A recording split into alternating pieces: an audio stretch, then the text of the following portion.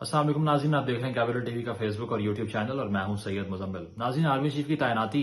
Unfortunately اس ملک کے اندر بہت بڑی ڈیبیٹ بن جاتی ہے، اور اس بار شاید پاکستان کی تاریخ میں ایسی مثال نہیں ملتی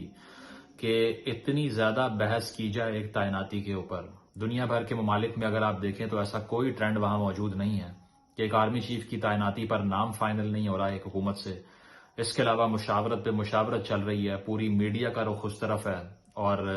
بحث کا جو مرکز ہے وہ یہ بن چکا ہے۔ تو پاکستان کے اندر جو ہے وہ کیا کہا جائے اس کو، لیکن جو اہمیت کا حامل ہے وہ سب سے بڑا ڈیسیژن یہ بن جاتا ہے۔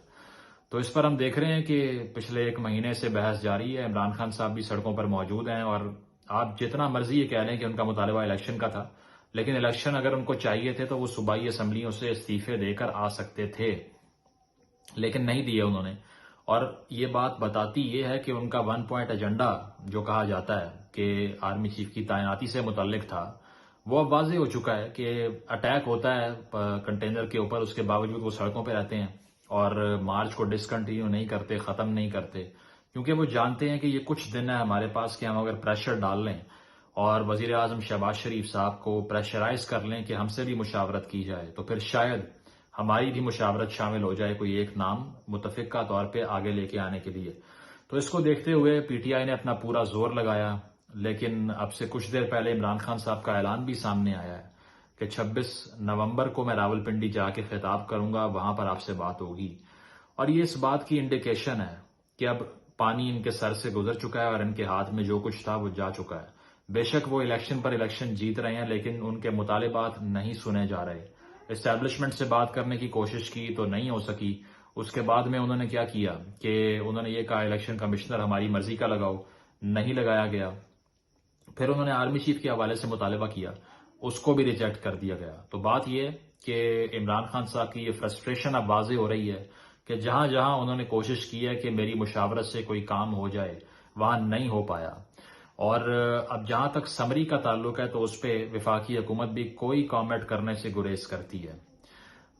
میاں نواز شریف صاحب پاکستان کے وہ سابق وزیر اعظم ہیں جنہوں نے 5 آرمی چیف لگائے ہیں، سب سے زیادہ، آج تک کوئی ایکسٹینشن نہیں دی۔ اور اب شہباز شریف صاحب بھی ان سے مشاورت کرنے لندن گئے تھے۔ وہ اور بات ہے، خواجہ آصف صاحب نے بڑا مذائقہ خیز بیان دیا کہ لندن جا کے آرمی چیف کے مسئلے پہ بات ہی نہیں ہوئی، جو کہ آپ کو معلوم ہے کہ وہ قابل قبول نہیں ہے، وہ سمجھ نہیں آتا کہ ایسا ہو کیسے سکتا ہے۔ تو اسی لیے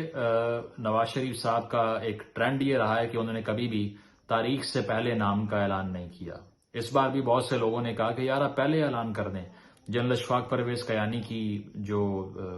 ان کو ڈپلوائے کرنا تھا، آرمی چیف کے طور پہ تعینات کرنا تھا، اس کا 1 مہینے پہلے اعلان ہو گیا تھا۔ اور ہم نے دیکھا ہے کہ پی ٹی آئی بھی مطالبہ کرتی رہی ہے کہ ہم سے مشاورت کر لیں، اور اس ڈیبیٹ کو ختم کرنے کے لیے بھی پی ڈی ایم نے کوئی اعلان نہیں کیا۔ زرداری صاحب کا بڑا اہم رول رہا کہ انہوں نے اسلام آباد پہنچے آج سے 3 دن پہلے، اس سے پہلے طبیعت ناساز تھی ان کی،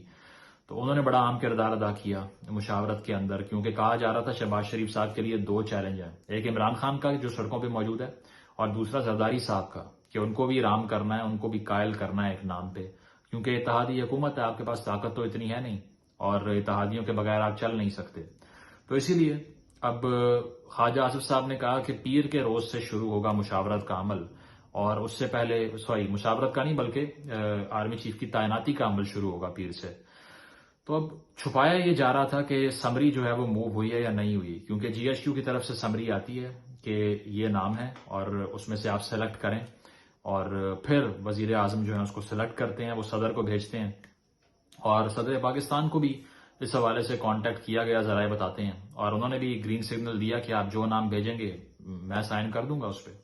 بے شک وہ پی ٹی آئی سے ہیں، لیکن ظاہری بات ہے اس راہ میں وہ حائل شاید نہ ہو۔ اور ذرائع یہ بتا رہے ہیں، جو بڑی خبر آج آپ کو دینی تھی وہ یہ ہے کہ جو سمری ہے ذرائع کے مطابق وہ اب پہنچ چکی ہے وزیر اعظم ہاؤس، یعنی کہ سمری ارسال کر دی گئی ہے۔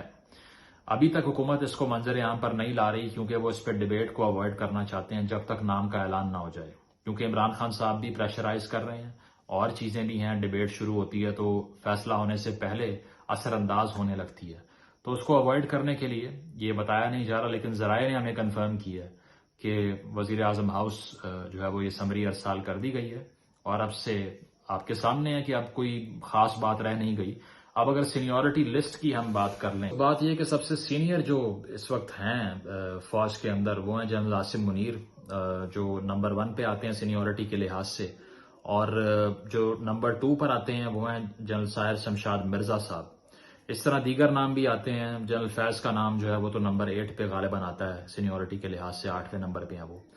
تو اب ذرائع کا کہنا یہ ہے، اب ظاہری بات ہے کوئی کلیم فیوچر کے بارے میں پاکستان میں کرنا بڑا مشکل کام ہے۔ اصل چیز تو یہی ہے کہ یہاں پر کچھ بھی ہو جاتا ہے، ایک دن میں حالات تبدیل ہو جاتے ہیں، کچھ سمجھ نہیں آتی۔ ووٹ آف نو کانفیڈنس کو آپ دیکھ لیجئے، بے شک عمران خان صاحب پہ حملہ ہوا، کیسے ہوا، کس نے کرایا، اس کو دیکھ لیجئے، اب ہم برقرار ہے۔ تو یہ کہنا تو حتمی نہیں ہے کہ کون ہوگا، لیکن جو ممکنات ہیں، جو پرابیبلٹی ہے، جو پرسنٹیج ہے، سب سے زیادہ جو امکانات ہیں وہ اشارہ کر رہے ہیں جنرل عاصم منیر کی طرف، جو کہ پہلے ڈی جی ISI بھی رہ چکے ہیں، اور عمران خان صاحب کی نے ہی اپنی ریکمنڈیشن سے ان کو چینج بھی کیا تھا کچھ ایشوز کے اوپر۔ تو یہ جناب بات ہے کہ سمری اب موو ہو چکی ہے، اور اب یہ معاملہ بہت جلد سیٹل ہونے والا ہے۔ تو اب اس کے بعد ہوگا یہ کہ عمران خان صاحب کو دوبارہ سے اپنی پالیٹکس کو ری وزٹ کرنا پڑے گا۔ ابھی جو ان کی 1 پوائنٹ ایجنڈا پہ پالیٹکس چل رہی تھی